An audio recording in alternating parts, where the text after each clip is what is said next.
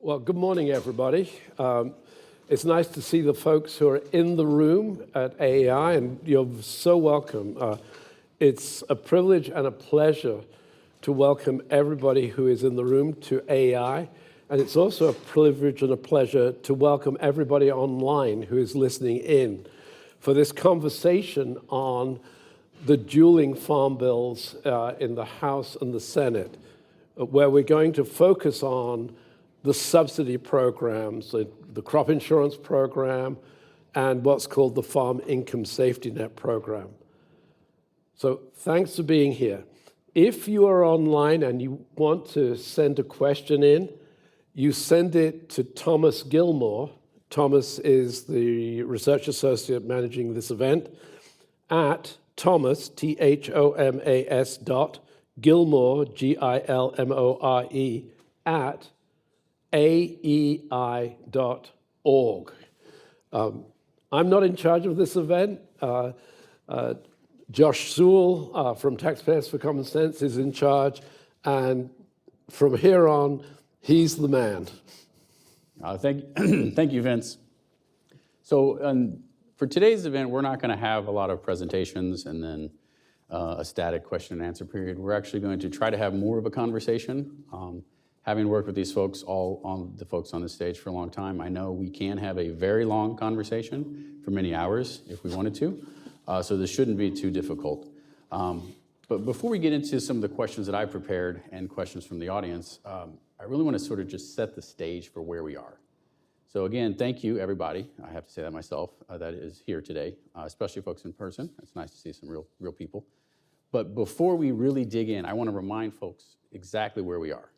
First, today is June 5th, especially if you're watching this later. It is June 5th, 2024, which means legislatively, we're 8 months into a one-year extension of the Agriculture Improvement Act of 2018, which was the last farm bill and signed into law December 20th of 2018. Suffice it to say, a lot has happened in the last 5.5 years, not just in agriculture, but through the entire economy. One notable development because of those happenings is our federal debt has skyrocketed. And I do work at Taxpayers for Common Sense. We are a fiscal conservative, nonpartisan budget watchdog group, so I am contractually obligated to talk about the federal debt before I do anything, including farm policy discussions. And so it's important to understand that the federal debt, just that part held by the public, has grown from $16.1 trillion the day the Farm Bill was signed to $27.6 trillion today. Now, federal spending on Farm Bill authorized programs themselves has also grown substantially. According to Congress's official scorekeeper, the Congressional Budget Office, when adopted, the 2018 Farm Bill was projected to spend $867 billion over the next 10 years. That made up its Farm Bill baseline.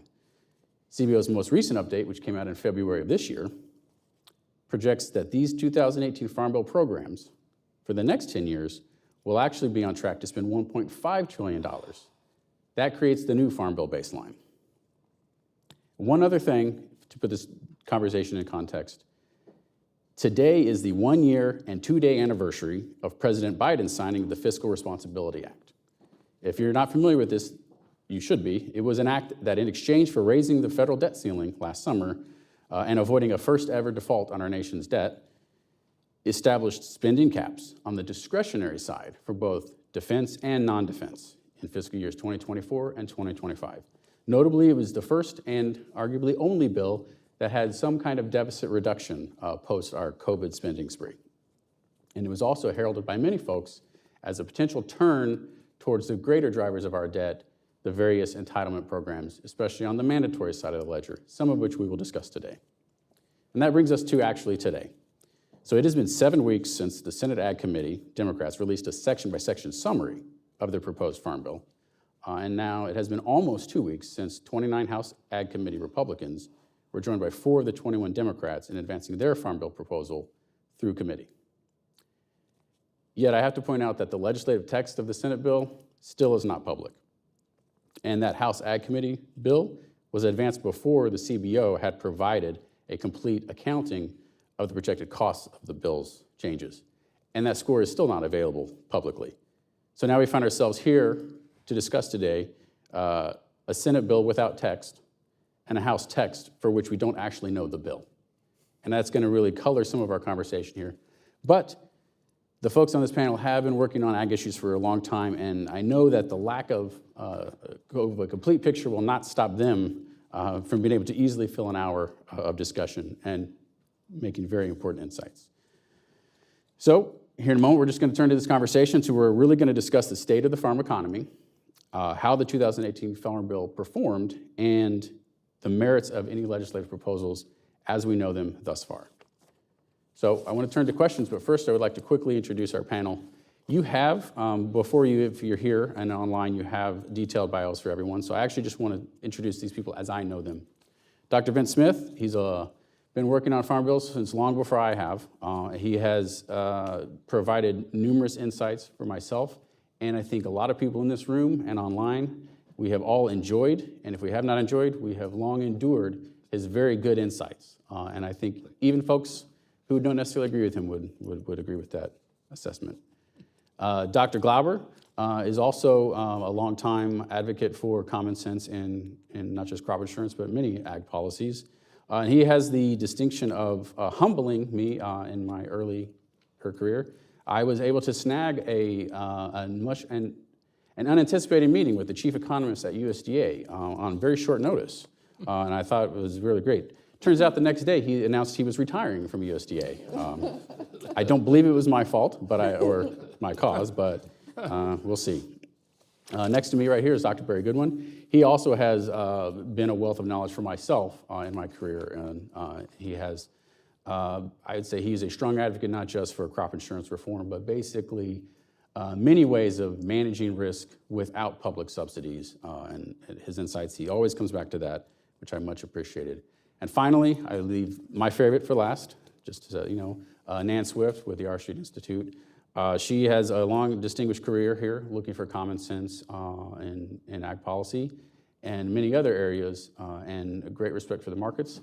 But also one of the things that she will bring to this panel, and she's brought to many of our conversations and work together, she's a strong advocate for basic common decency in Washington, D.C., something that we often forget to do as lobbyists and advocates, but she is very good at reminding us, even when we have strong differences, we can all agree to actually work together. So my slightly long-winded introduction, I'm taking over for Vince. I'd like to move on to just sort of have some conversations, and we'll start with some questions I've prepared. These are really open for everybody, but I may direct a few to certain folks. The first thing I want to do before getting in too deep into the weeds and the Farm Bill proposals that we have seen is to just start out with a conversation about what is the financial state of the ag economy. Because we're setting up a Farm Bill, we need to know what we're working in and what the Farm Bill is going to supposedly be solving. So what is the state of the ag economy? And most importantly, are we in a financial crisis? I don't know who would like to start. Well, I can start. I'd be happy to. The state of the ag economy is good. They are coming off of several years in a row of record high net profits, low debt to asset ratios. That would be the envy of most other industries. And this is after, at the time, realistic complaints about input costs, land prices, things like that we'll be talking about, all of which are symptoms of our poor ag policy, but yet they're still chugging along, doing extremely well, especially compared to median households who aren't farmers. They're earning well above other American households, which makes this a really good time to rethink what we're doing. Yeah, no, I'd just add to that, real farm income, we're hearing a lot about the fact that net farm income has fallen from last year. And as Nan said, it's fallen from a record level. That's what we're looking at. And if you look at where we're at, what's forecasted for 2024, and you go back and look at 2017 through 2020, which before COVID, incomes in real terms is considerably above what the average was for that period of time. So we're really in a situation of returning back to normal, or something slightly better than normal is what it's been. And of course, 2021, 2020, 2022 were sort of aberrations because we had the COVID CFP program relief and then market facilitation payments. We had a lot of ad hoc government support that was being poured into the ag economy at that point in time. So, as Nan said, it's sort of a return to normal state, which is quite good in any given year. So. Well, and if you look at the price side of the ag world, what am I getting for my wheat? What am I getting for my corn? Partly, but not solely, because of the Ukraine war, we saw prices really rise very substantially for the bulk of the area planted to crops. And record prices, prices that 2 years earlier, if you had told a wheat grower he would get $12 a bushel for his wheat, he wouldn't have believed you. And those prices went up way, on average, for many commodities, went up way farther than costs of production did. Fertilizer prices surged too, but when you do the math, production costs did not go up as quickly as revenues, which is precisely why, as Barry was pointing out, we've seen 3 years or thereabouts of near record net profits out of the industry. There's this overemphasis among the lobbying groups of, oh dear, we are facing higher costs. There's another part to that story, which I think, Joe, you've been looking at fertilizer prices. What's happened to those? Okay, well, let me say a few things. One is farm income has gone down. I mean, there's no question. It hit record levels, as these guys have pointed out. They have declined over the last couple of years. Market prices following sort of spring of 22 have gone down, and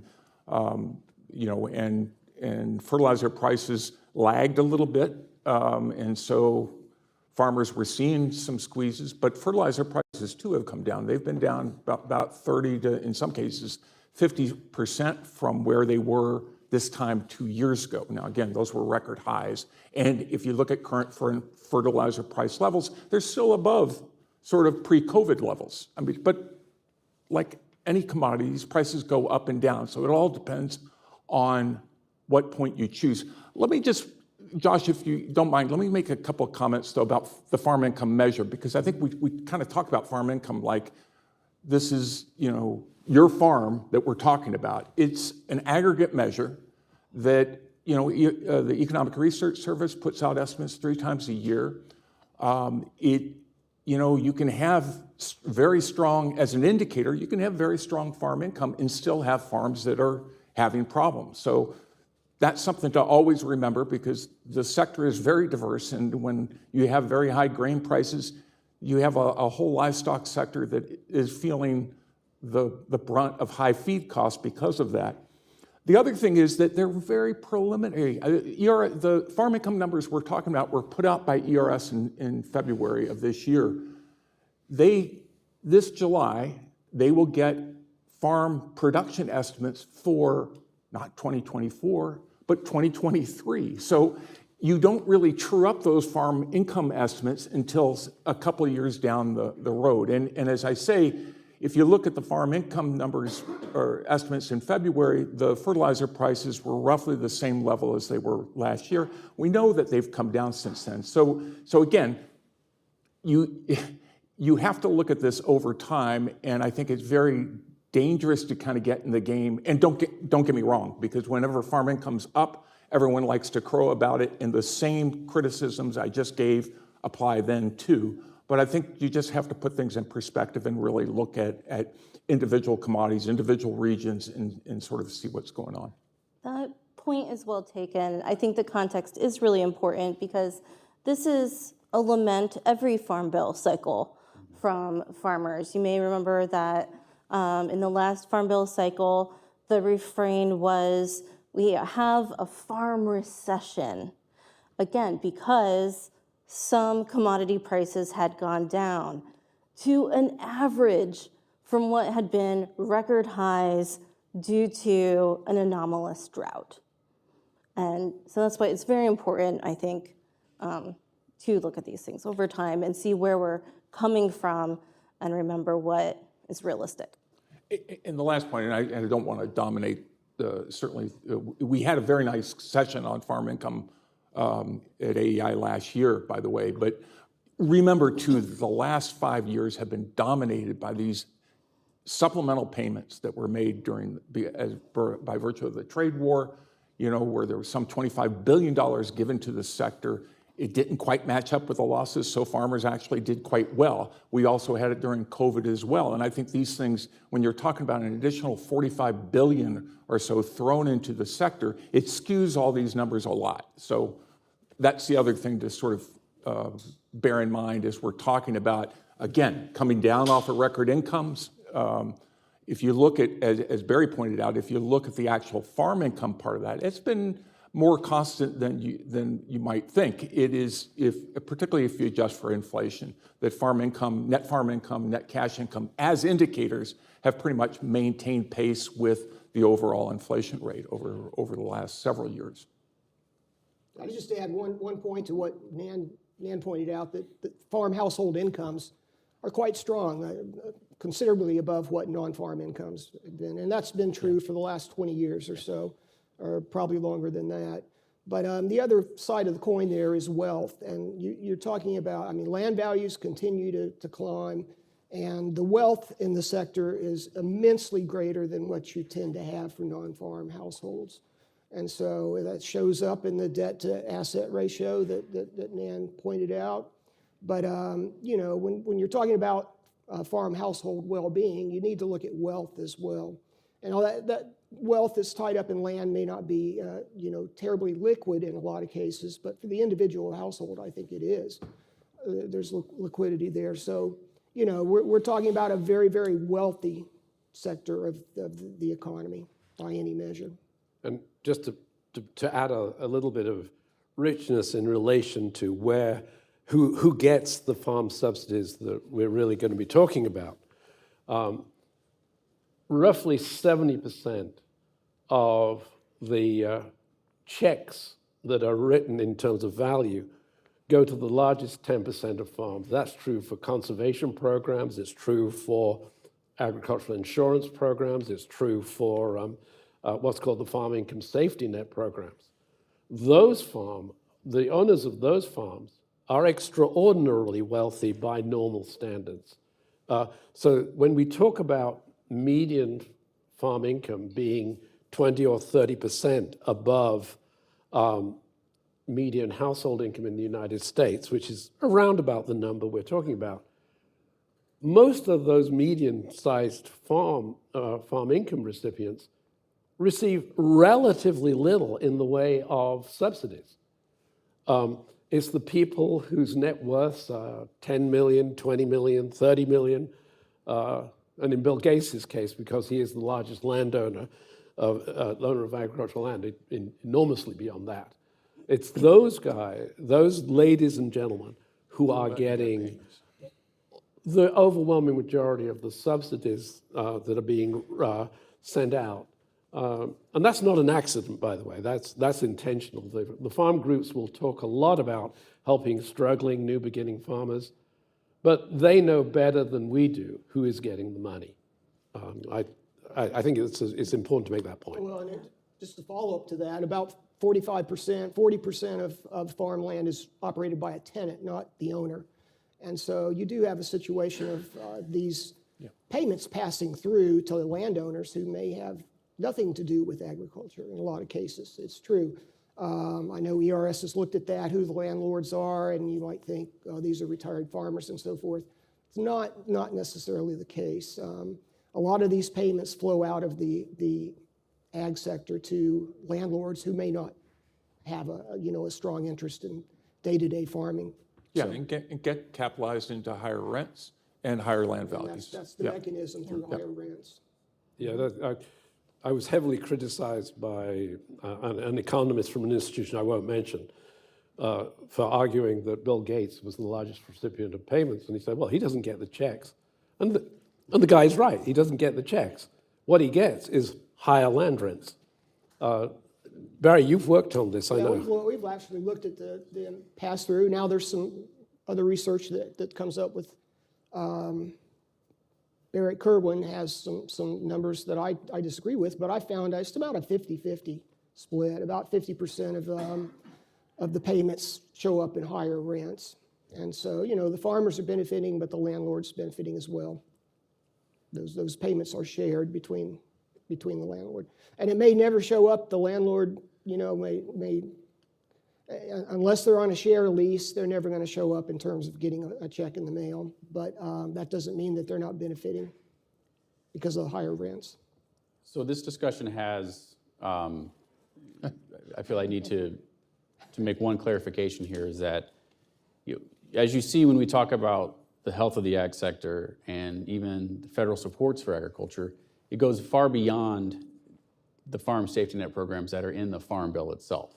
And so if we're going to have a discussion about the farm safety net in the Farm Bill, generally, when I just have that discussion, I am talking about income support programs that are in Title I, the commodities title, and Title 11, the federally subsidized crop insurance.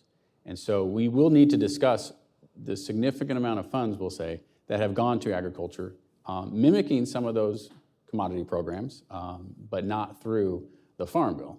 But what is before us is a debate about what to do in this Farm Bill. So I would like to have a little more discussion about, for those commodities programs, which we can define what those are, and the federally subsidized crop insurance program, how have those programs performed in this time of record or near record income, and what I would argue is 5 of the best years in the history of agriculture, arguably. Have those programs, how much have they cost? Are they the reason it is so great in agriculture, or are they an impediment? What is your opinion on that? Starting perhaps with the commodities programs. Well, ironically, until the recent House proposals to ratchet up the legislative prices called reference prices that will trigger payments under the direct subsidy program, where you get a check contingent largely on where market prices are they below these legislated prices. Over the 5-year period, those reference prices have been set at a relatively reasonable, modest level. And so in periods of high prices for the commodities that are covered by those programs, so fruits and vegetables have nothing to do with these programs. They get not a dime out of them. For the commodities covered, payments have been very low over the last 3 years because incomes have been very high. And so if you think farmers need any sort of support, these programs have been paying out very little because the market's been providing very substantial benefits to the recipients, the growers of corn, wheat, rice. The most ludicrous commodity in terms of how much money goes per acre to it is peanuts. And Dr. Goodwin has done some really important work around that. Why peanut growers in Georgia get so much money out of the Farm Bill is a testament to, I think, their lobbying efforts and a previous president who used to be a peanut grower. Come on, that's like 40. No, that's an unfair accusation about a marvelous man.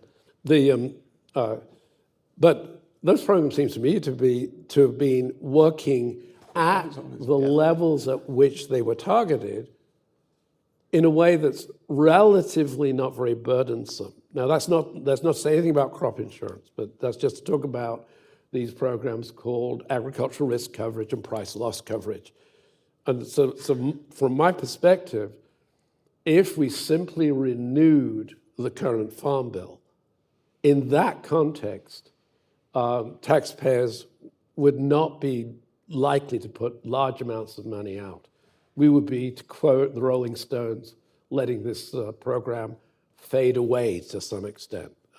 But others might have a different view. Well, I don't think they fade away, first of all. And if this were 20 years ago or 30 years ago, we would be talking about those programs because you had market prices that were far below reference prices. You had record high levels for commodity program payments, even as late as the mid-2000s or so, largely because of things like the boom in ethanol and other things which lifted prices. They have been pretty much near or above reference price levels for most of the commodities. I mean, you mentioned peanuts. I think there's been years where cotton has had some payments. But I think generally you're right, Vince. CBO's score on these programs has essentially been $5 billion a year, which, for farm program spending in the grand scheme of things, particularly compared to some of the other programs, is probably the least costly of some of the farm safety net programs. But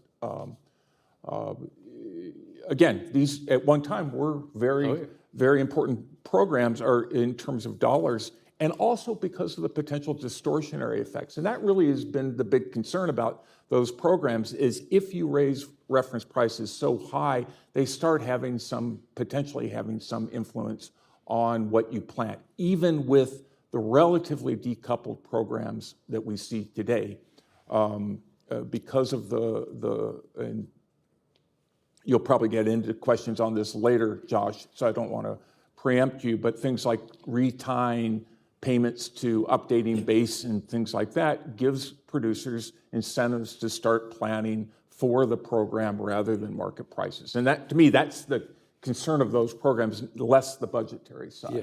But when you start raising reference prices, and allowing producers to retie their planning decisions to program payment purposes, then that's a concern. Yeah, and I just wanted, following up what Joe said, it's important to make the distinction. It's a bit of a red herring, the base acres versus what's actually being planted.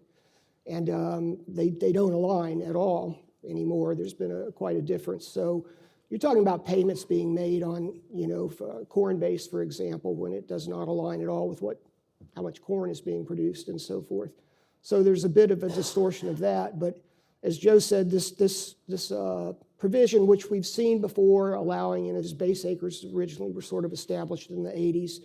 And then we have this 2002, and I believe, 2018, you were allowed to update this base. And Several times, actually. Yeah, it becomes pretty much guaranteed that you're going to be able to update the base. And so this decoupling that we talk about is not there anymore. Producers anticipate this update, and it's got to be affecting their planning decisions, I would think. And there are WTO implications for that, which Joe would know better probably than any of us. But I think once you start coupling these programs, I think there can be issues there. I guess those are our amber box now, though. So it may not be the case, but anyways, you got to think about trade implications, would be my point. Yep. So I think, yes, that's important, what you both have said. These things are, the ARC, PLC, and other income support programs are not happening within a vacuum. I think it's very important to remember that even if parts of these were to go away, corn and soy still have a dedicated market thanks to the renewable fuel standard and now other efforts to create what we're calling sustainable fuels.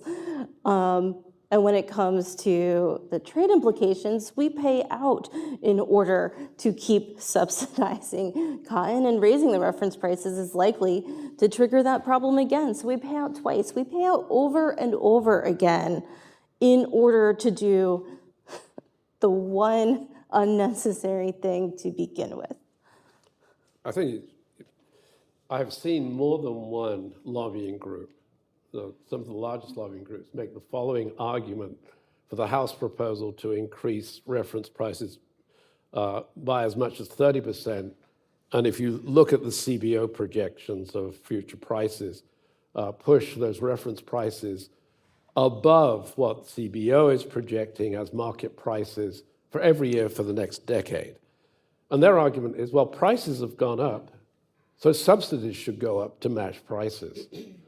From a point of view of a healthy private industry, which is largely what agriculture, farms are private sector entities.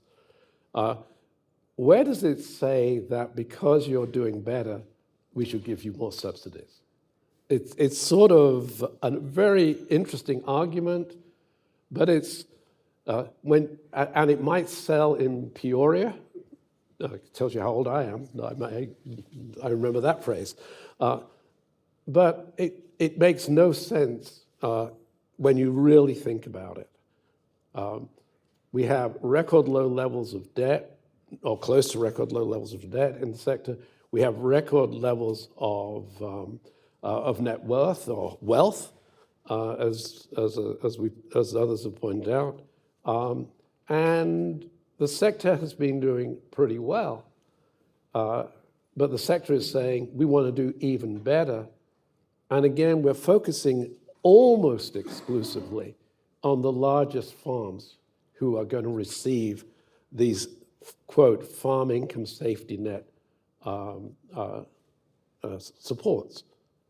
And we're going to get to crop insurance, but there's a safety net there that Absolutely. in some cases, it guarantees prices. Everybody's buying revenue coverage, and so you sort of have a duplicating layer of coverage there with PLC reference prices, and then crop insurance is guaranteeing a certain level of price as well. Yeah, and Josh, you mentioned that we don't have an official score. We haven't seen an official score for the House proposal. The reports are, however, that it would be, between the base updating and the updating of reference prices for both ARC and PLC, the two price and income support programs, that could raise spending somewhere along the order of $50 billion over 10 years, which is essentially a doubling of the price and income support programs. I mean, it's not a trivial amount of money that is being suggested in the House bill. And I think that it is, again, and I've made the point, but what does concern me is what that would do to obfuscate market signals, have producers more tied to growing for particular reference prices than market signals. No, that's a great point. And yeah, the CBO score, the aspects of it that I've seen the last one I saw, would have Title I have an increase of $53 billion in spending. It wasn't completely scored yet. They hadn't done every section, and that doesn't include the other titles of the bill. Now, we've talked a lot about commodities programs and a little bit about crop insurance, and we need to go deeper on some of these, but it sounds like we're pretty much in agreement that agriculture as a sector has been doing well. Obviously, not every individual does well. Like in any industry, you'll have your own ups and downs, oftentimes based on your own abilities or your own circumstances, which is not necessarily a federal interest, many of us would argue. But what are we trying to solve, and I say we, what are the ag committees actually trying to solve? Is there, and before we get into their trying to unpack their minds, and if we can, like, are there any narrower interests or narrow commodities where there is an argument that markets aren't working, that our national security, we hear constantly that food security is national security. And I know people on this panel have pushed back on that in the sense of trade is an important aspect of having that food security and international relations. And the farm programs don't necessarily promote food. One, the specialty crops and that are called specialty crops and other things that we mostly eat, and then a lot of our commodities go into fueling our cars or fueling our animals that we then consume in a less efficient, some would argue, means of getting those calories. But are there commodities like, we used to hear, if you look back in history, I don't think any of you were working on these programs, I certainly wasn't, but the wool program in the 1940s and 50s was a national security interest, so we had to have very distorting program there. Is there still an argument for that now, a valid argument, especially in, say, something like, I don't know, sugar, or something else that may be out there? Let me just flip that around for a second. It's my favorite analogy, but I see a lot of coffee cups out there. Our economy runs on coffee, right? And just about guarantee you, and if we lost access to that coffee, we'd all be stumbling around with headaches, and I think GDP would take a big hit right away. Okay, I just about guarantee you that coffee did not come from a farm in the U.S., okay? So the national defense argument doesn't hold up, in my opinion, but it's just an analogy that I like to make. Post them, we'd be growing barley and making, like we did in World War II, and make coffee equivalent. And the wool argument, Post them. at the time when the wool argument was being most heavily made, the major theater of war for the American armies turned out to be in the Sahara. Well, I have to add on wool that a number of years ago, the U.S. Navy wanted to move from their traditional wool peacoats to a more modern fabric that would, shed water and all those other things, and that was defeated by Congress because we had to protect our strategic wool farms, and people were upset that these jackets would not be made in the United States. They were going to be produced in Puerto Rico, which is part of the United States. So again, not in a vacuum. If you have the right connections, you can find favors anywhere. Yeah, I don't. I mean, the national security interest. No, we're a very large net food exporter. I know there's no question that, in my mind, that if subsidies were gone tomorrow, we would continue to produce food. And you could argue certain crops, yes, that some crops would decline in area, but even for crops like sugar, I presume there would still be some beets grown and other sorts of things, but not in the quantities that we currently see. But we have moved far beyond where we were, those arguments were being made at a time, when we were largely self-sufficient. We had a couple of export commodities like wheat and cotton. And I'm really talking, 19th century, early 20th century. You haven't, we've been a agricultural juggernaut, for the last 70 years. And I don't think there's any rational argument to say for national security interests, we need to subsidize agriculture. And just very quickly on sugar, we have seen at hearings, sugar beet growers come up and say, I'm a sugar beet farmer. You can't plant sugar beets on your land more than once every 3 or more likely once every 4 years. So what's the other 3/4 or 2/3 of their land doing? Well, it's raising corn, it's raising malt barley, it's raising high-valued crops because it's mainly irrigated land. There are farmers who raise sugar beets.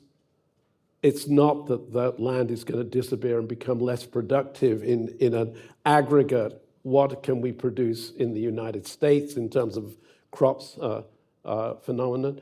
That's a completely fallacious story that lots of farmers would disappear. Parenthetically, only 4,000 farms raise either cane or sugar beets in the US.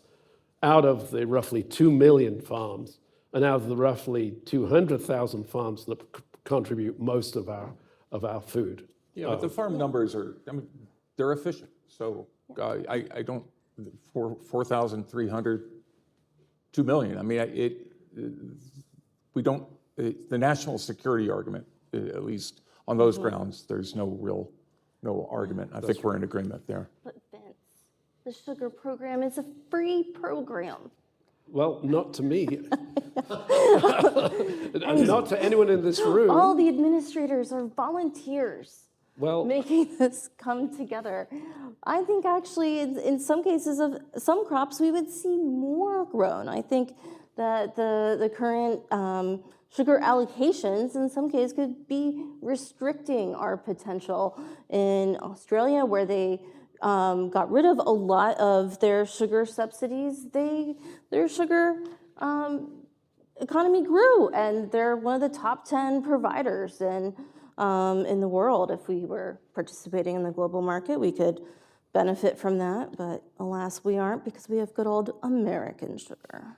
well, John Boehner often spoke truth because he was that sort of guy. And he tended to describe the sugar program, as a Stalin-esque supply control program. Restrictions on imports and limits on how many acres could be planted to sugar beets. Yep. And yeah, that's right. I don't think anyone believes that the sugar beet industry or the cane industry would expand if we got rid of these constraints. It would almost certainly shrink. Because Well, if we were participating in the global market. yeah, because Yes. yeah. We're not gonna do And at last count, I think most dentists didn't view sugar as an essential nutrient. that. 'Cause we have all that corn fructose syrup. We're gonna be fine. Well, there's another story there, but never mind. All right, I'm sorry. Let's get on, Yes. Josh. Yes, so I want to get back to the commodity programs specifically, but I have to ask, I mean, it appears the folks on this panel, and I'm assuming many in this room, we look at the ag sector and the experience of since the last Farm Bill has been relatively good for most people. We'll qualify that, or very, very good for many people. And the counter-cyclical programs, ARC and PLC, thus have not made payments, and as they are designed, yes? Yeah. And so why is this considered a problem? Or is this a problem? Because it appears that the ag committees, by what we'll get into here in a moment, exactly how they are going to change those programs, not having payments under ARC and PLC, is that a failure of the safety net, and have we abandoned farmers? Only if you're trying to buy votes in November. I think the political economy, Norm Orenstein, who for many years was a very distinguished full-time scholar here, when I first met him said, well, Vince, you're working in a bipartisan world where the outcomes are always bad, because both sides of the House want those farm votes and those rural votes, and that's a significant part of the story. And this is raising questions above and beyond our current focus.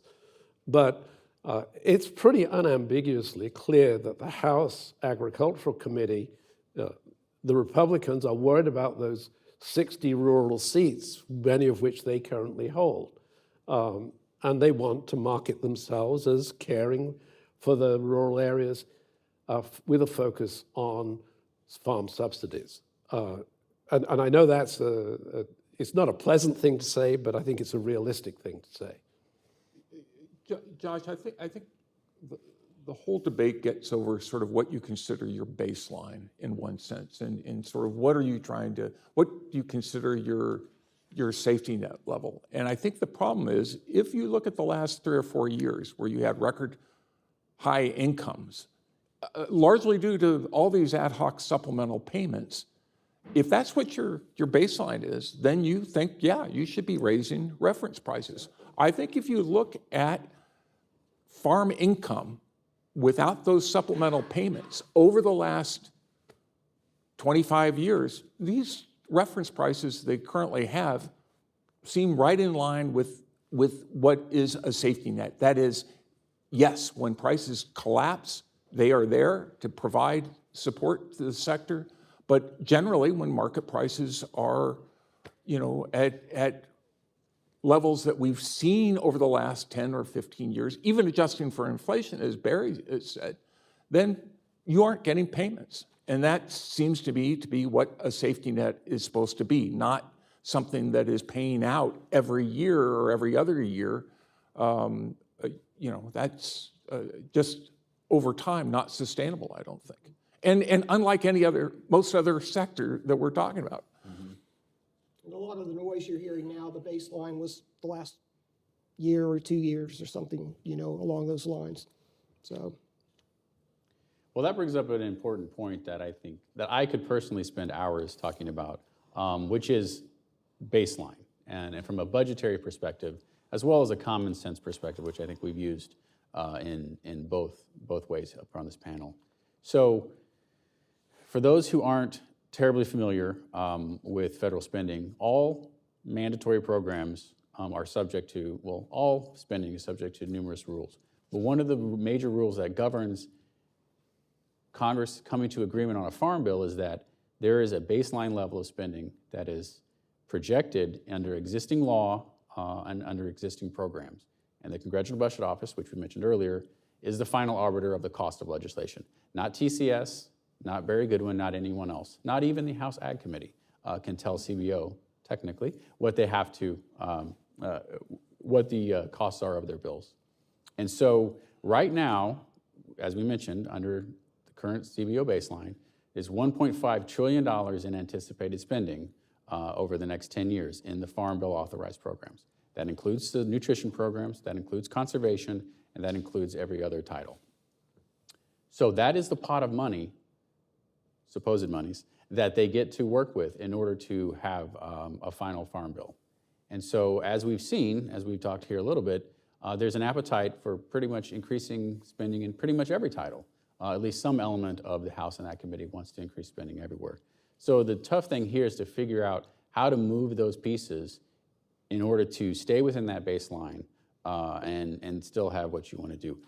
So we've talked a little bit about reference prices. We've talked a lot about reference prices, but we need to talk a little bit more, I think. Because this increase in reference prices is the biggest increase in cost in this farm bill. And so I'd like to talk just briefly about if you guys have any insight as to which commodities, well, first of all, who benefits from these programs? Because this is ARC and PLC, the reference price dictates payments out of those programs. Like which commodities or crops, as normal people know them, benefit from these programs, and if there's an increase between 10 and 30% for the reference price, because of what they are proposing per crop, who's going to benefit from those increases? Well, peanut growers are going to make out like bandits. 36%. Yeah, they are likely to Hold on, see. 36% increase in what they get? Yes. Okay, as opposed to 36% of the additional benefits. Yeah, they're going to get 34, I'm sorry, 34%. only 34%. Wheat will make out very well, given where the new reference price that was proposed by the House Agricultural Committee is set relative to projected future prices. Pretty much the usual suspects. These safety net programs apply to 17 commodities or thereabouts. The peas and lentils folks, canola will do very well if you're raising canola. And you have canola base acreage. Even if you're raising mustard seed, you'll do very well. But fruits and vegetables will not.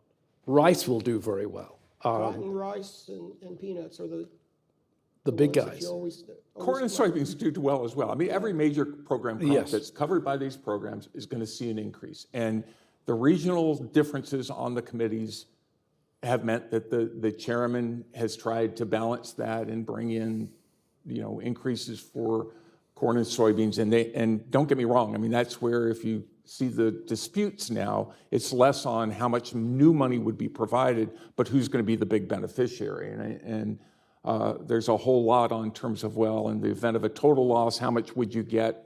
Boy, corn will do really well there, but in a more normal year, maybe it's cotton and cottonseed and rice producers or peanut producers that are doing well. But these are across the board, $50 billion in additional payments that get spread, more or less pretty equally among the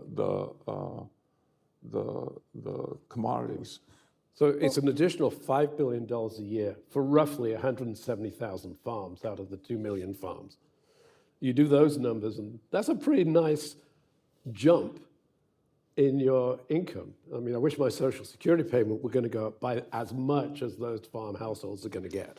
Well, and these were the same farms, mostly southern farmers, who benefited the most from the previous farm bill, who benefited from changes where we expanded who could get payments, in addition to the owner or the farmer and their spouse and a manager and his spouse. Now, other family members, person you met once on the bus, really anyone. Yeah, that's an important point about the expansion of payments. So there are a number of other provisions in the title we could talk about, but I think when you talk about $50 to $53 billion as the current score is in Title I would increase, we're going to have to talk about where that money's coming from.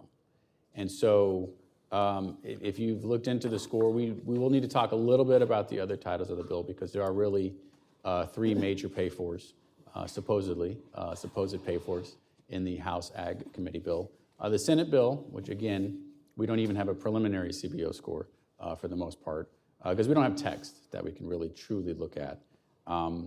Has anyone heard where the Senate will be getting, how much money they need, or where they will be getting it from? None, have you heard anything? Magic, I think. It is. It appears to be magic. As far as we know, Yeah. just so you know, it's Yeah. maybe $5 or $7 billion from the majority leader will. Yeah. deem 500 They will million- fine for them. Yeah, $500 million a year, basically. Right.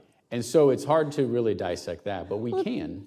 The Pentagon can always find the money they need between the couch cushions. I'm sure USDA is just as adept. Well, we know what the debate has been between the House Democrats and the House Republicans, and the Senate Democrats and the House Republicans. And it's, until almost just 3 weeks ago it was, we're going to make changes to the SNAP program that will give some monies. We're going to take the monies that are available through the Inflation Reduction Act for climate change focused initiatives, and we're going to repurpose those.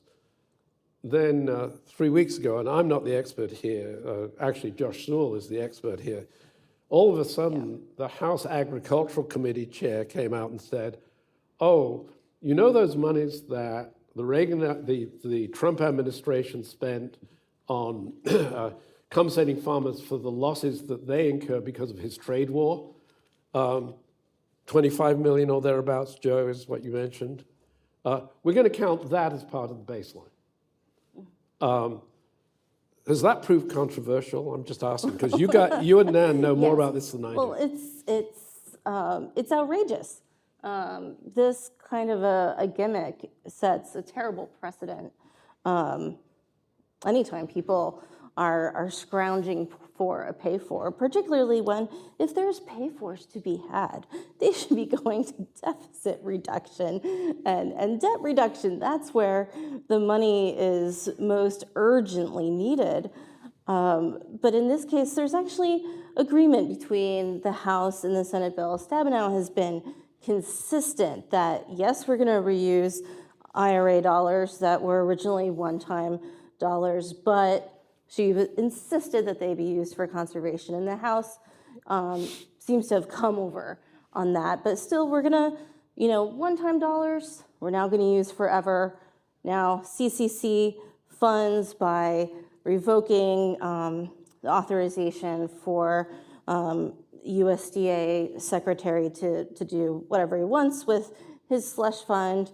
That will also give us infinite money. And the best part is, now that they're built in, we get to use it forever.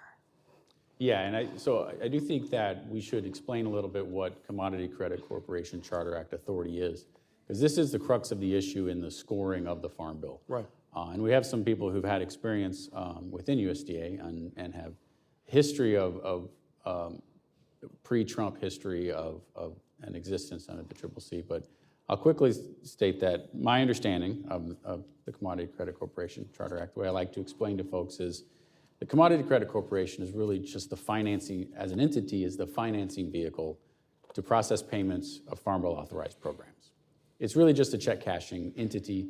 It's not a real thing in the sense of it's made up, its board is USDA officials, it uses the federal treasury, and essentially just an easier way that we do this with almost all mandatory programs so that Congress doesn't have to pass an appropriation every single time they want to make payments under a mandatory program, whether it's Farm Bill, Social Security, or other. Crop Insurance Corporation has its own entity. But in establishing the Charter Act that established this current form in 1948, There's also a part called Section 5, which gives broad discretion, lowercase d discretion, for the Secretary of Agriculture to make use of the Commodity Credit Corporation to assist agriculture. And there are very broad, specific powers, they're called specific powers, but they're fairly broad, of how he or she can do that, and they are specified in law. But they are so broad that essentially he can do many things. He can make direct payments, he can create programs to suck up excess inventory, he can do export and trade promotion programs. It's pretty much, with a creative mind, you can think of a lot of potential uses for it. But prior to the Trump administration, it was not a very, it wasn't a foundational part of the safety net, and it didn't have nearly the amount of cost that it had recently. So if we could speak a little bit about the history of the Charter Act, or actually the history of the authority, and how it was used prior to the trade war? Yeah, I mean, so, yeah, and you've essentially laid it out, Josh, very well. The other thing I would add is that under the Charter Act, Congress has granted it a $30 billion cap in terms of borrowing authority. So if farm program payments in a given year, because of low prices or other things that would trigger large payments, if they exceed $30 billion, the administration has to go to Congress and get a waiver on that. And we saw that actually during the, I guess, 2018, 2019, going into COVID. But you're absolutely right that generally Congress doesn't like to see the administration acting unilaterally with using that discretionary authority out of that section of the Commodity Credit Corporation Charter Act, because they say, look, we are passing farm legislation. That's what we see as the safety net. You shouldn't be adding on top of that. So that all went pretty well. Occasionally you had secretaries that used that, in one way or another, either that authority or one of the other USDA authorities, Section 32, which takes tariff income and is applied certain ways. We had instances where in 2009, the secretary created a program out of whole cloth to do a disaster program, and Congress reacted and said, okay, you can't do that. You can't use CCC authorities without coming to consult us first. And that held until 2018, and when the Budget Act, as you say, during the Trump administration, that provision that had been in annual appropriations was stricken, and all of a sudden then you had ability to use CCC again, and that's when Secretary Perdue used his authorities in the Commodity Credit Corporation Charter Act to provide the 25 some odd billion in 2 years of successive payments for the trade wars, and then very similar, they used it for in COVID, both Trump administration and the Biden administration. And remember that, before when a secretary did that, Congress objected. This is one where Congress said, fine, because you can do it right away. We don't have to debate a disaster bill. I think that's a really dangerous precedent. I mean, You want Congress deliberating these things. If they think they need to go beyond a farm bill, then they should be having to pay the consequences and actually vote on such legislation and develop it, and not something that a secretary needs to do. The problem has been is that this $30 billion cap, which is a cap on CCC spending, is somehow people are treating that now as an entitlement, that is something we get to spend every year. And so the part of this is, let's build this into the baseline. So, and I'm almost done, sorry. That is not without precedent. 1994, Congress debated crop insurance, and the crop insurance program was, languishing. It was an expensive program. Every year you had disaster assistance. Congress was tired of paying for essentially two programs that were supposedly trying to do the same function. And they decided, well, maybe if we made the crop insurance program more lucrative in the sense of providing more subsidies, that would get people to participate. We wouldn't have to have ad hoc disaster assistance. And the brilliant fix at the time was to say, well, you know, we've been spending about $1 billion annually in ad hoc disaster assistance. So that was actually put into the baseline. Congress then came in immediately turned around and said, okay, we're going to provide subsidies to the tune of $1 billion for the crop insurance program. That will obviate the need for ad hoc disaster. So we'll prevent, you know, we'll take that money that is budgeted there and use it for crop insurance.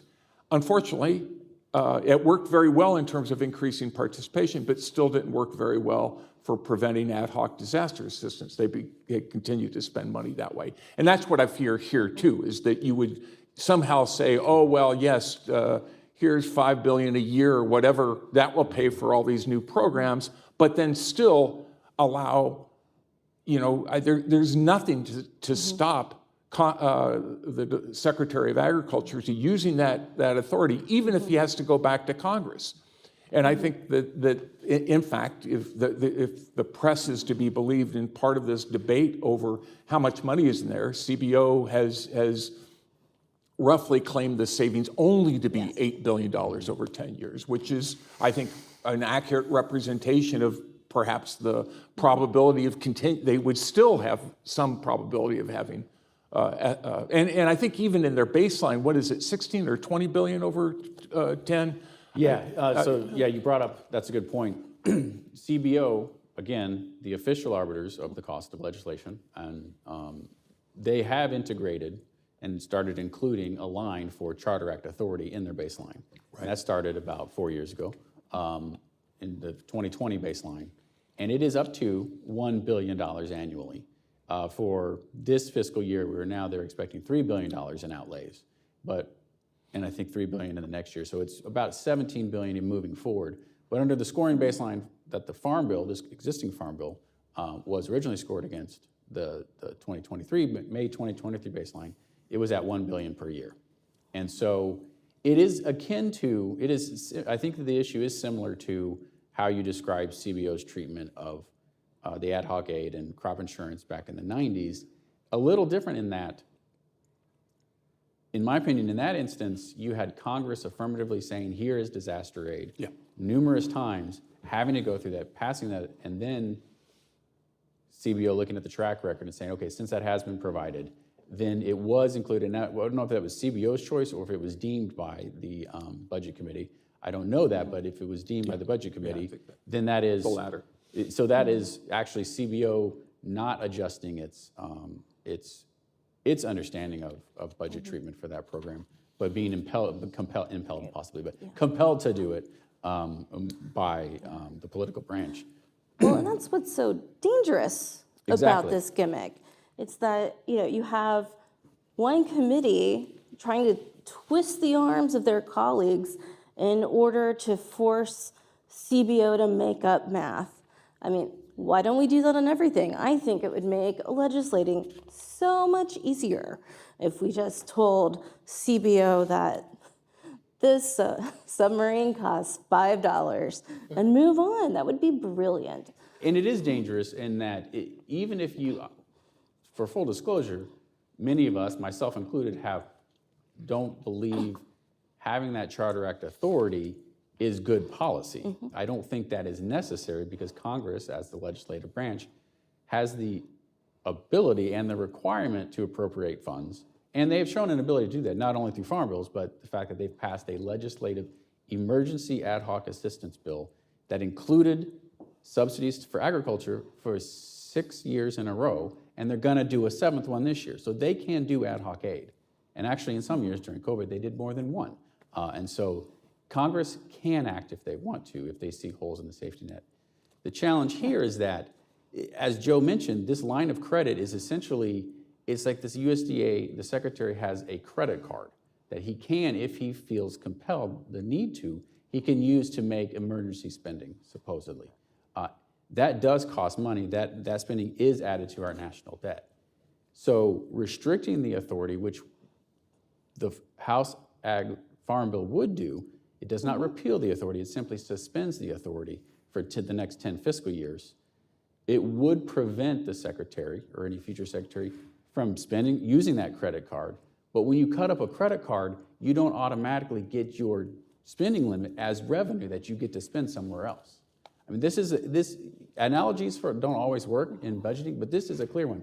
This is a credit card that we're just saying, put in your back pocket and don't use, or cut it up and don't use it ever again. It doesn't produce new revenue. But the danger in the bill is if CBO's determination that it's actually $8 billion because there would be more spending under Section 32, even if you didn't let them do it under the Charter Act, the Ag Committee is saying, no, it needs to be $53 billion instead. That is the key to paying for their farm bill, but it's also complete, I mean, it makes voodoo economics look great. And so this is just purely made up. And I think the precedent is, we had warnings on the policy precedent. We said that if you let one administration do this, the others will find new ways of doing things that Congress doesn't want. And whether you like it or not, the current secretary has funded a $3 billion climate change program using the Charter Act authority, the exact same authority that Secretary Perdue used to bail out his boss from his trade war tariffs. And so it becomes a political tool and not necessarily a tool for good ag policy. And now it's potentially a very dangerous tool that could undermine the integrity of CBO scores and the entire budgeting process, in my opinion. So what I hear you guys are the expert on this. I'm not the expert on this, and Joe's had experience. Couple of thoughts. Firstly, it's obvious that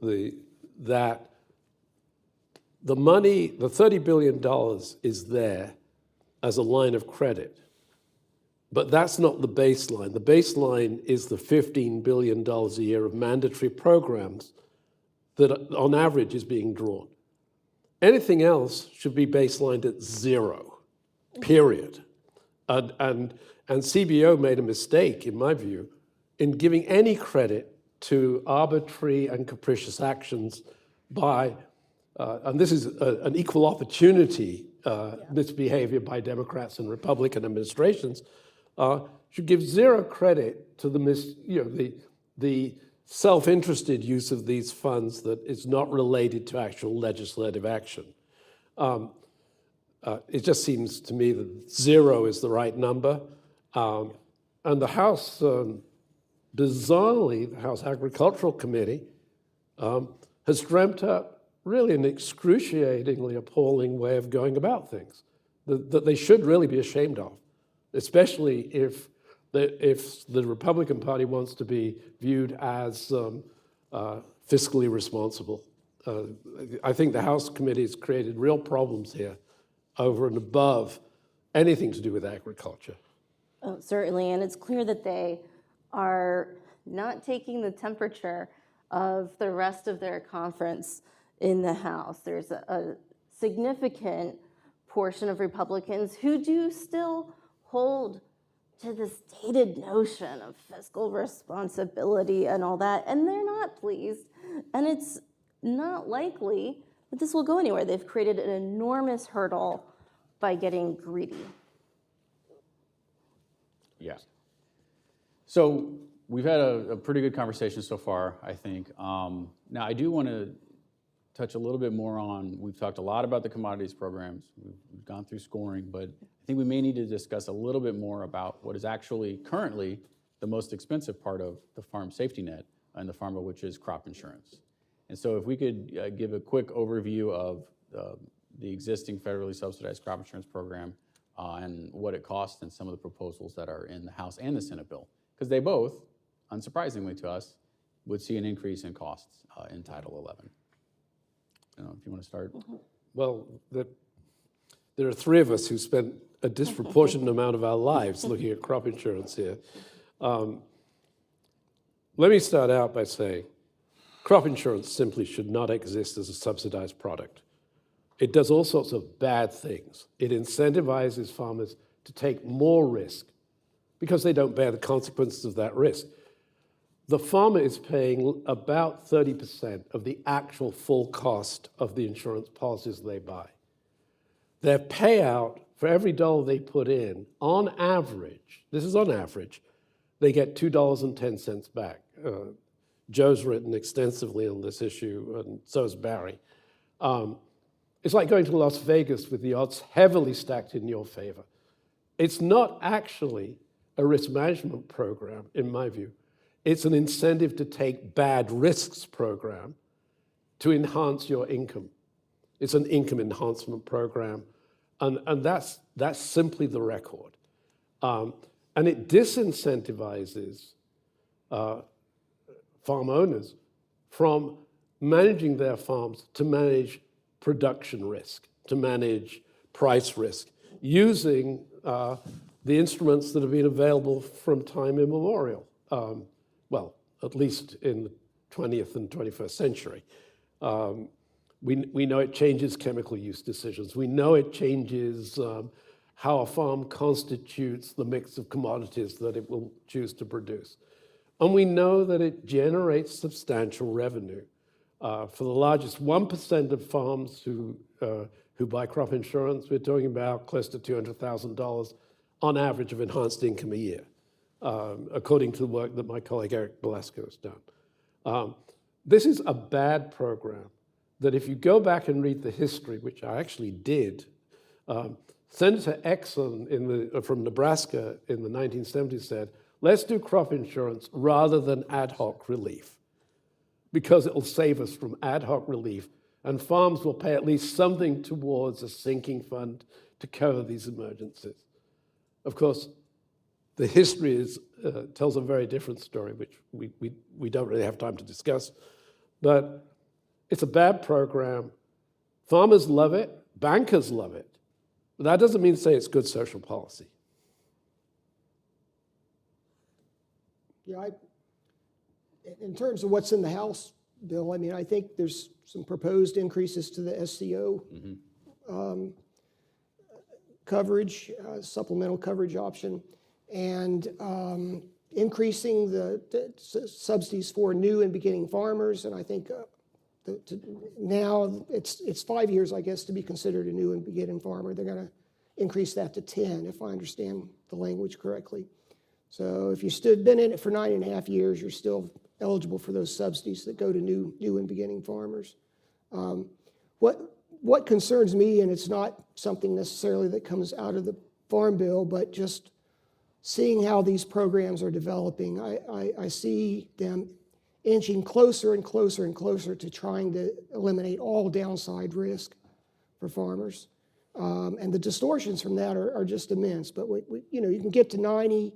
There's proposals for 95% coverage of what your expected revenue would be, and it's just it concerns me as a public policy that really is something you don't see in any other sector of the economy, trying to eliminate all of this risk. Just think about the distortions that will trigger. So, yeah, I'm probably less critical of this program per se. I mean, I think the idea that you have farmers that are paying, if you're going to provide them a safety net, and the fact that you're requiring them to pay some premium, even if it's only 30-40%, I think is better than a price and income support program that they get for free. That said, I agree with Barry. I think the creep in terms of how much you can actually provide coverage, that I think there should be the basic insurance principles of deductibles and other sorts of things to ensure a program that gives incentives to producers to act responsibly, to manage their risks as well. And then the other thing is, what Barry talks about is the overlap in terms of programs as well. I mean, Barry mentioned this increase in reference prices. And when you have corn, soybeans, all the major program crops also are eligible for revenue insurance. And so essentially giving price coverage on top of what's existing price and revenue coverage, it seems like, you're paying, it really is a double indemnity in terms of losses. And so that bothers me a bit. The other thing that I think crop insurance, the argument for crop insurance, and I know Vince would perhaps debate this and again, maybe another seminar, but the idea of is crop insurance giving something that the private sector isn't offering? Well, that's debatable, but it's certainly, I think part of the problem is when you have insurance products like some of the livestock products now that essentially look a lot like a put option on on livestock futures. Why are we subsidizing that? I mean, why, isn't that something that is available? And we've seen this huge growth in insurance coverage for livestock products, which are now over $1 billion. I mean, just staggering the growth in that. And we actually have had a lot of reports of farmers taking advantage of that and going into the options market and essentially cashing out the subsidy, harvesting the subsidy by taking offsetting mark, because these things are so closely tied to futures and option contracts. And I think that's a concern. But those are more program things. I think as far as the Farm Bill is concerned, yeah, I'm concerned with the increase in coverages and things like that. But there is one subtle thing in the Farm Bill that I think would be, it's a minor thing, but they talk about in there improving the process, enhancing the process for developing new products, which there's already a process that's been in place since 2000 Ag Risk Protection Act that has led to, I would say, an explosion of new products that are, some cases, very arcane types of coverage that you just really question whether it's worth having a program for. But again, it goes with this creep that I see. Now you're going to have more. I don't know what exactly that means in enhancing the process, but it's a concern for allowing more of this creep. And you asked, Josh, I think, about what the cost is, and it varies from year to year because it depends upon market prices. But what, $10 billion a year, is that a fair number? 10, 11, I think is the budget. 10, $11 billion. Dollars. So, it is the big ticket item in the Farm Bill as far as the subsidies to farmers goes. And one that doesn't need reauthorization in a Farm Bill, Yep. which I think is very significant. That's it's important. covered by the Crop Insurance Act, and which, regardless of whether or not we pass a Farm Bill, will continue. So. And what Joe said, I talked to a farmer about this, and he did have a point. He says, that we have skin in the game in this one, which is not true of some of the other programs. So, that's a reasonable point to make with this one. Well, They could have more. I'm sorry, go ahead. I wanted to add that the effects on farmers, land use, and those incentives is just one side of the coin when it comes to the crop insurance program. I mean, I remember when I first started working on this issue area and learned that we reimburse people for their everyday business costs and all that. I could not believe that. And the government sets a very, very overly generous guaranteed rate of return for the insurance companies. Likewise, shocking to me. And so much of the money in this program is going to those companies and not necessarily to the farmers. Even worse, because it's not transparent the way some other programs are. There's just a lot we don't know that's going on. And people who pay for this program, just as we paid for PPP program and others that were transparent, this should be transparent as well. Yeah, I think I was going to make the following point.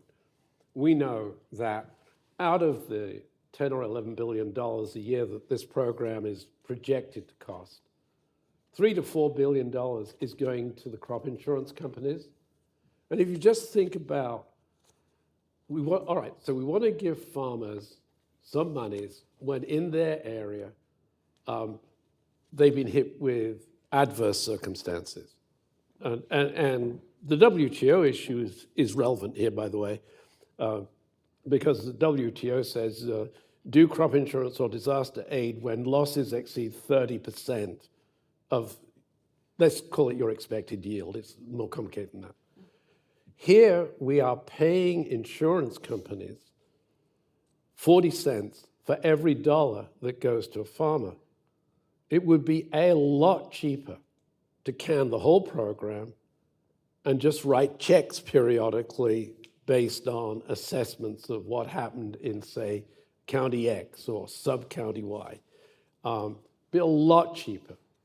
Crop insurance is extraordinarily expensive as a way of sending subsidies. For the multiple peril crop insurance, that is the most widespreadly used program, which has never been offered parenthetically successfully in a private setting.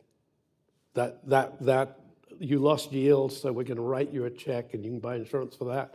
The private sector by itself has tried to do that, and those efforts have always collapsed, both in the United States and around the world. And there's a reason why this is bad policy.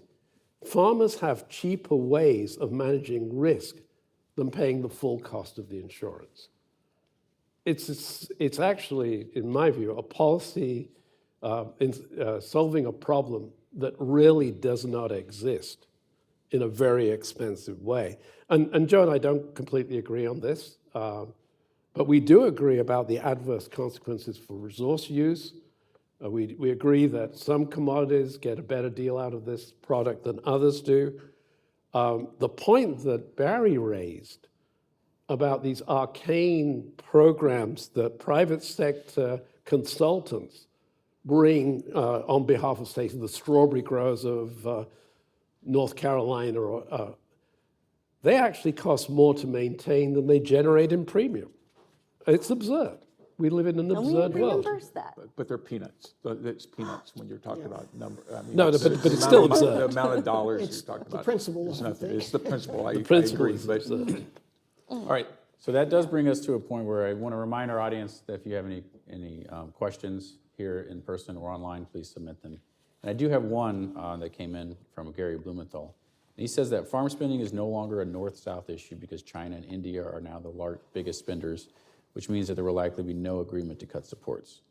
So global north and south. Still an issue in north and south here, arguably, domestically. But what are your thoughts on this assessment? And I think I would broaden that to say this idea that is there validity in the need for federal subsidies here because foreign countries are subsidizing their agriculture?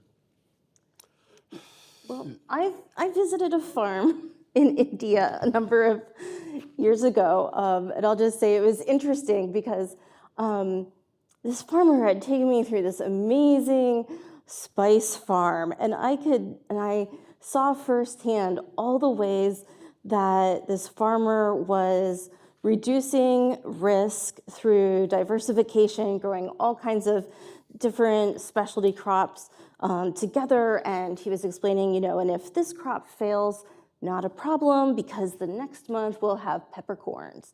And this tree also helps conserve water for these plants right next to it. And I was like, that's amazing. And I started telling him about my work, and he's like, oh, but we want what your farmers have. So I don't know that their subsidies and their planning is really in the same way that we do it here. Plus you see every winter just hundreds of acres of crops being burned in Delhi and other areas in order to raise prices. So I think that's not really worth comparing firsthand. But on the other hand, not every country has a robust agriculture subsidy. Everyone's favorite country here, New Zealand, famously eliminated these in a budget crunch back in the late 80s, early 90s, and certainly there was an adjustment period, but their ag economy not only bounced back, it expanded and had better environmental outcomes. And this is an opportunity for improving and modernizing the way we farm, not a game of keeping up with the Joneses when the Joneses are burning their fields.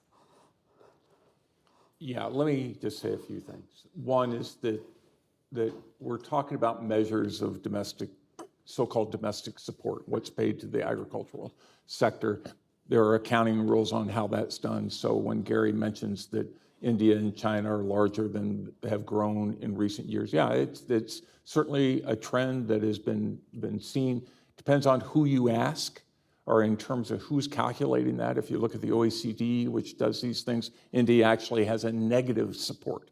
That is, that they tax their producers on many factors. But there's certainly crops like rice that we've seen this huge growth in rice production, where India has gone from a fairly modest market share to now 40% of the global rice market by dint of these subsidies. So it is a concern. That doesn't mean that we need to keep up subsidies to keep up with India.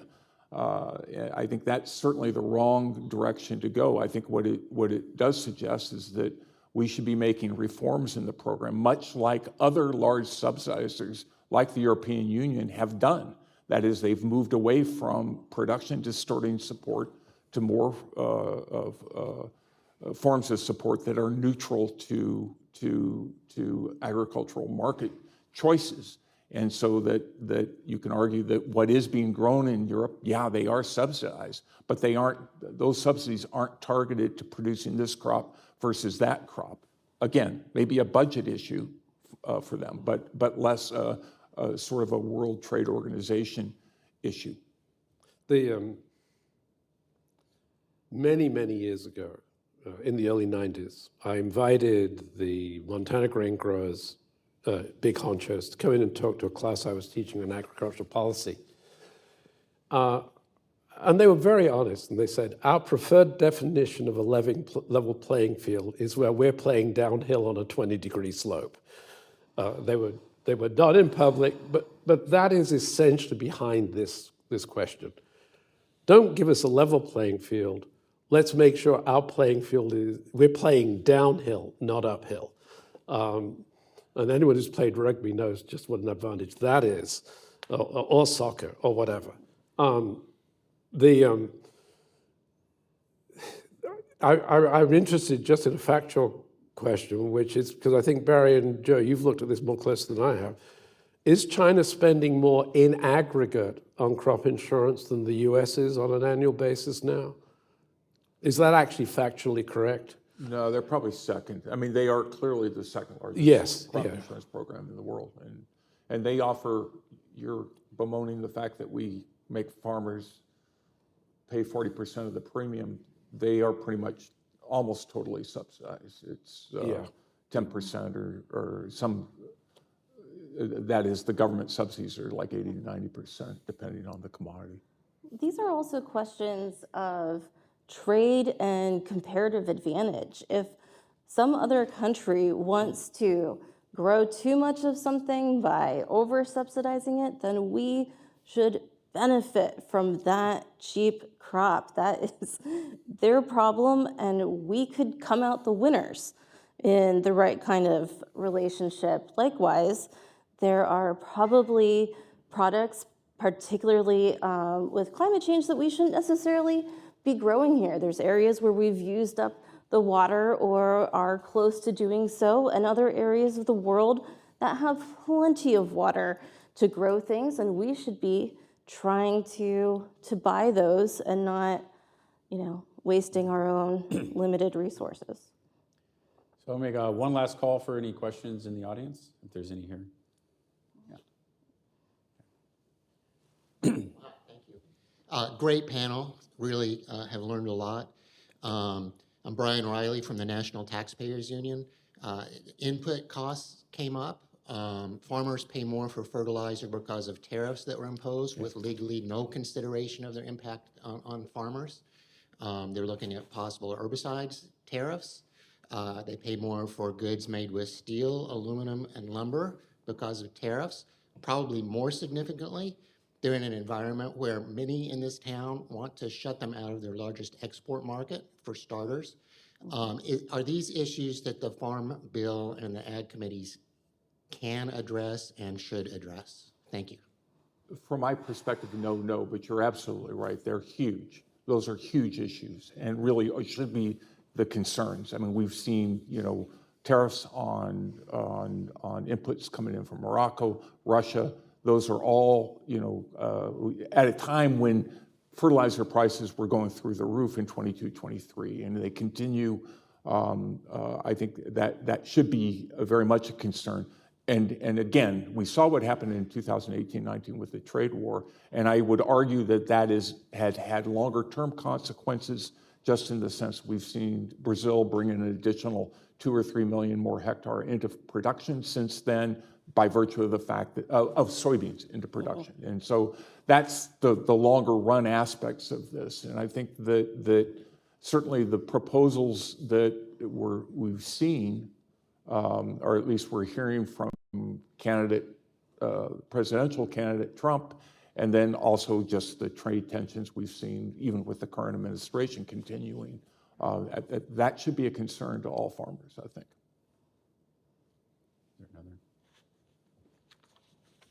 I think most of us sitting up here are old-fashioned in that letting trade flow freely so that resources both locally and globally are being used efficiently is a really good thing, whether we're talking about climate change, whether we're talking about the cost of food. The Trump trade wars were just, in my view, terrible policy. There was no excuse for that policy, even if the frame was, well, we've got to deal with China. And by the way, I think we know that if you want to deal with China's issues about violation of property rights, et cetera, the US will not be effective in going it alone. It requires collaboration around the globe to deal with that issue. But I thoroughly endorse. Trade deal? Well, Maybe? we have a trade deal called the WTO, and Joe is, in my view, the expert in relation to WTO and agriculture, so he should be talking about that. Other question? Thank you very much for being here today. My name is Luke. I'm an intern here, and I was just reading through some of the Democrat responses to this House bill, and a lot of it is focusing on the SNAP cuts, saying that it's going to leave people hungry. The subsidies, the reference prices, left out of the criticism, which is very interesting. But do you think that these SNAP cuts will have the effect that the Democrats are putting out there into the media? There's a big, in international circles, there's a big debate or a lot of discussion over something called repurposing. Repurposing in this context tends to be you take monies from distorting agricultural support and you put it into, you don't necessarily take it away from this sector. What you do is you put it into more things that address public goods. Seems to me what the House proposal do is sort of a reverse repurposing.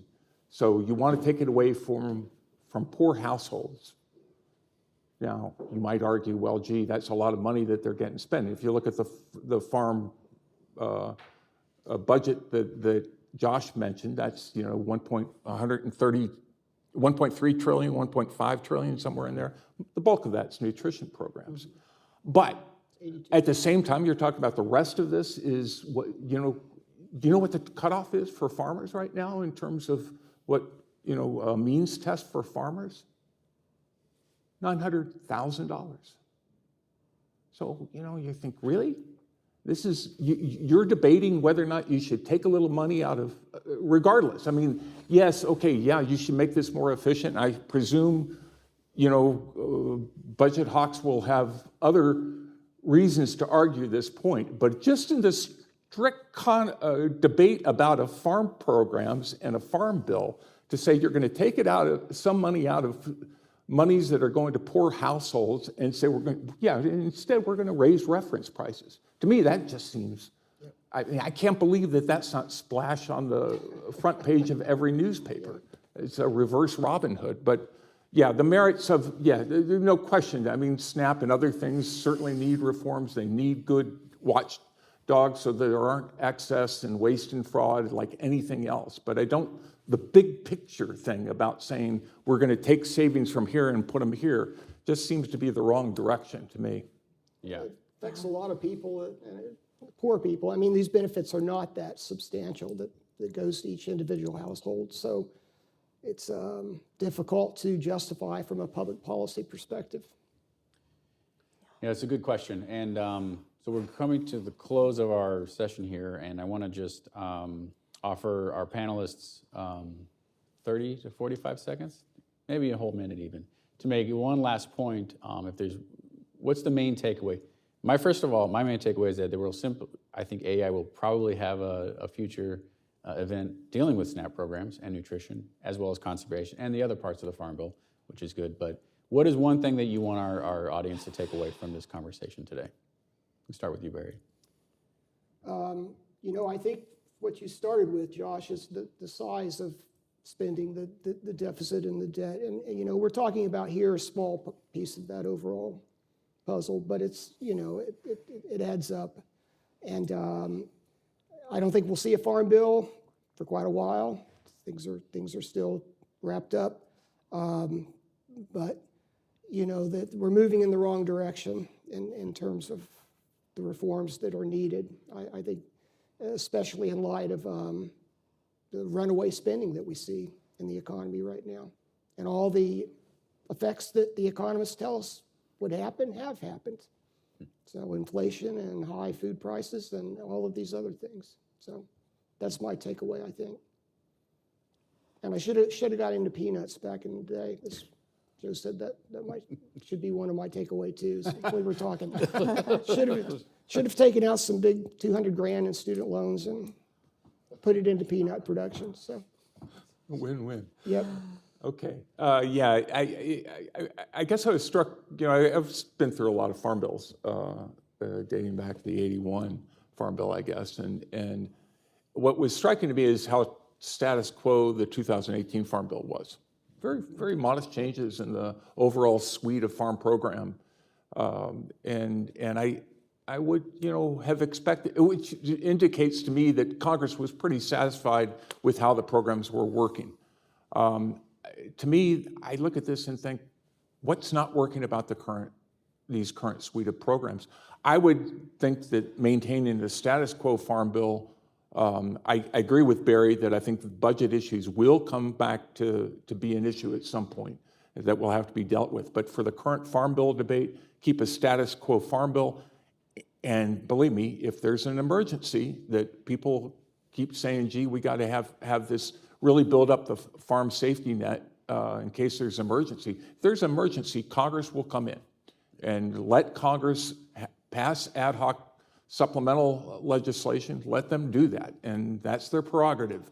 But don't try to build that in with the idea that that will prevent it in the future, because I don't think it will. All it will do is create more incentives to spend money. I have kind of a bigger picture takeaway from all of this, and this is what keeps me up at night, and it's the way that we've taken the magic out of prices. Prices are the closest thing in modern societies that we have to magic. It's this one thing and you only need to know what the sticker says, but it contains so much information, and it's information on a global scale, and it's full of history, and taking that apart and manipulating it just creates a cascade of distortions, and it doesn't matter how much you spend or what you say the price is, you can never get over that. You're just going to be squeezing the balloon, and the rot is going to come out somewhere else, to put a lot of metaphors together. But it's so frustrating, and if anything, let's just try not to make things worse. It's a good motto. Vince, I think you have 20 or 25 seconds. Well, I agree with Joe. A great outcome for the current, quote, farm bill debate would be just to extend the current bill, leave it run all the way through 2028. That would stop all of this nonsense of lobbying, and let's search for even more subtle ways of enhancing payments to large farmers, because that's where all of the direct payments go. They all go to the large farm. The small farms, very, very little. A couple of $1,000s a year, maybe. So I would endorse, from a political, practical perspective, Joe's recommendation. Ideally, I would love to see the premium, what's called the actuarially fair premium, which is the total premium presented to the farmer, say $10,000. Instead of the taxpayer paying $6,000 of that, or $60,200 of that, paying $4,000 of that. Move away from heavy subsidization and let markets function and let farmers actually deal with the production risks that matter. Let's shift that policy so it generates more, not less efficiency in the use of our scarce resources. Well, I think that brings us to the end of our session here. So remember the deficit, don't make things worse, and rekindle the magic. And I think we can do that. And the biggest magic is markets. So markets and opportunity. So I appreciate everyone being involved today, and I'm sure we will have many more of these panels in the future. Good job, guys.